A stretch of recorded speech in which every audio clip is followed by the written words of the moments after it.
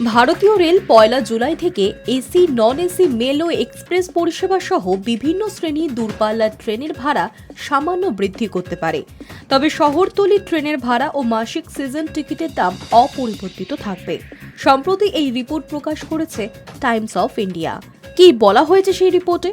এই বিষয়ে এক সংবাদ মাধ্যমের সঙ্গে কথা বলেছেন এক রেলের আধিকারিক। তিনি জানিয়েছেন, নতুন এই ভাড়ায় সংশোধনী যাত্রীদের উপর যাতে খুব বেশি প্রভাব না ফেলে সেদিকে লক্ষ্য রাখছে ভারতীয় রেল।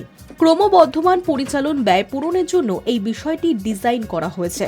এটি যাত্রীদের পকেটে বেশি চাপ দেবে না, আর সেই কারণেই ভাড়া বৃদ্ধি সামান্য হবে। প্রস্তাব অনুসারে ৫০০ কিলোমিটার পর্যন্ত জেনারেল সেকেন্ড ক্লাস যাত্রীদের জন্য কোনো ভাড়া বৃদ্ধি করা হবে না। এর বাইরে দূরত্বের জন্য সেকেন্ড ক্লাসদের জন্য প্রতি কিলোমিটারে ৮ পয়সার নামমাত্র বৃদ্ধি চালু করা যেতে পারে। নন এসি, মেল ও এক্সপ্রেস ট্রেনে ভ্রমণকারীদের যাত্রীদের প্রতি কিলোমিটারে ১ পয়সা বৃদ্ধি পেতে পারে। অন্যদিকে এসি ক্লাসের টিকিট বুকিংকারীদের প্রতি কিলোমিটারে অতিরিক্ত ২ পয়সা দিতে হবে।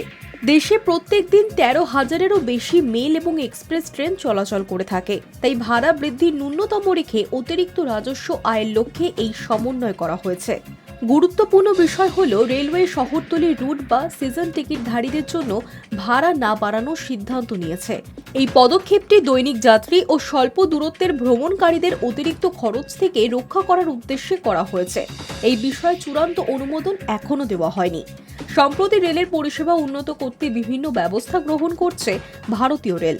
বিশেষ করে রেলের সুরক্ষা নিয়ে আরও গভীর পর্যালোচনা করছেন আধিকারিকেরা। সেক্ষেত্রে রেলের কবচ সুরক্ষা সিস্টেম আরও বেশি করে বসানোর চেষ্টা চলছে। সেই কারণেই নতুন করে রেলের অপারেশন কস্ট নিয়ন্ত্রণে আনতে ভাড়া বৃদ্ধির পথে হাঁটতে পারে ভারতীয় রেল। যদিও সংবাদ মাধ্যমের রিপোর্ট বলছে এই বিষয়ে এখনও চূড়ান্ত সিদ্ধান্ত নেওয়া হয়নি। Hi News network.